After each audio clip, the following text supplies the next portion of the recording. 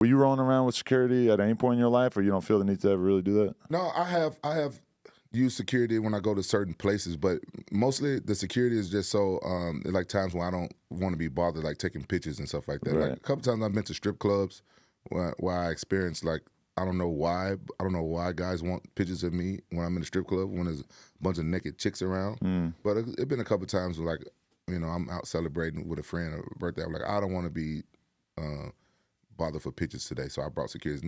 Not for like people bother me because I'm cool. I get along with a lot of people, but some days I just don't want pictures. Yeah, definitely. Because I was at the porn convention this past weekend, and it occurred to me that like the security I need in that environment is way different than when I'm backstage at like a big rap festival. Because at a rap festival, I have security because it's a very real possibility that some rapper or one of his friends is going to want to walk up and punch me in the face. Why?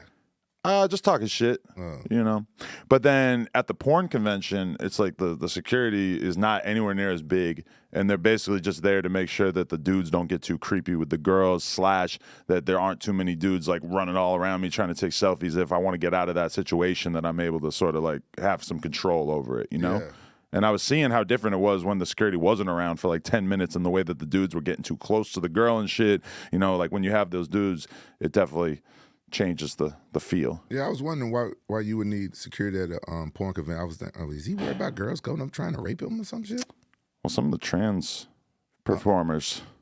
I've read. I had a trans woman right up in my face, taller than me, and just say, "I want you to suck my dick on camera." And I was just like, I had to really check myself because I'm like, you're on camera, you're making a TikTok, you got to go with the flow. You got to just act like this is all good. It's funny. You're not weirded out, whatever. So I just tried to roll with it. But I was like, in this moment, I'm kind of glad that I have security because this person might really be able to make me suck their dick. Was she big? Yeah. Like muscular too? Might fuck you up too. Hey, it would not have been a walk in the park. For real?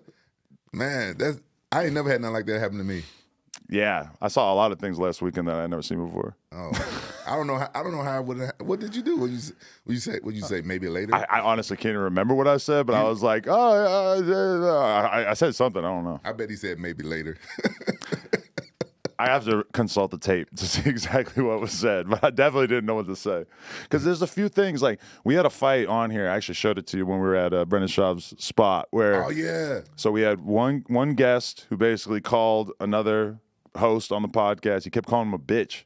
And he just jumped out of the seat and just started pounding on him because in his world, he's like, there's just no possible scenario in which I can let somebody call me a bitch on camera and not react that way. Right. It comes from like a culture that's very prideful, and I understand that. Right, but sometimes you just gotta.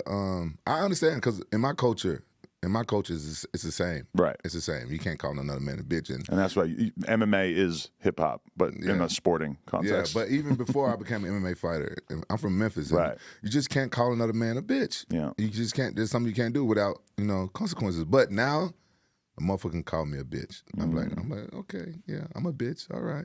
I let him. Because you just feel like you have nothing to prove? I got nothing to prove now.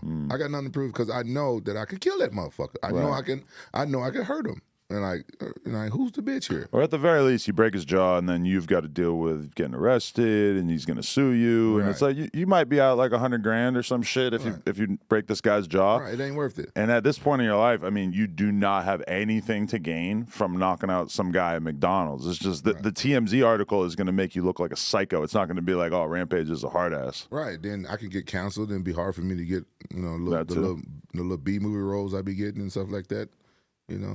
It ain't worth it. Yo, we just hit 400,000 subscribers right here on the Clips channel. So if you want to help us out, click subscribe, get us to 500K.